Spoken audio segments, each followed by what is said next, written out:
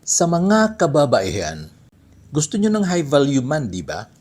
Yung tipong disente, provider, at tunay mong maaasahan sa buhay. You listen here. A high value man is also searching for a high value woman. Ang lalaking nagsikap mula sa wala, nagsakripisyo at binuo ang sarili niya through discipline and hard work, ay natural lang napipili rin ng babaeng may character, loyalty, at may matinong direksyon sa buhay.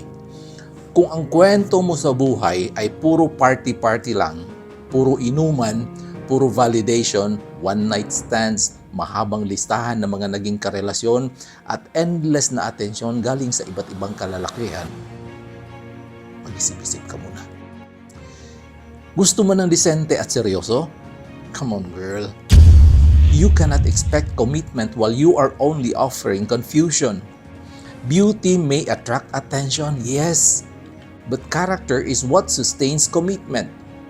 Beauty alone cannot keep a man who already has all the options to choose the best one. Ang isang high-value woman ay may respeto sa sarili, may emotional maturity, and is loyal to her man even when no one is watching.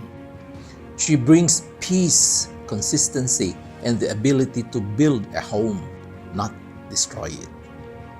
A high-value man, on the other hand, does not look for another burden. He's been there before na. He looks for a partner who can protect his peace and help him grow at the same time. At mga lalaki, remember this. Tigilan mo na yung pagiging savior sa mga babaeng ayaw naman iligtas ang sarili nila. Hindi ka superhero, hindi ka rehabilitation center. Hindi mo trabaho na ayusin ang gulo na sila naman mismo ang gumawa nito. So, girls, raise your standards. Build your character first. Become the kind of person worthy of the future you are praying for.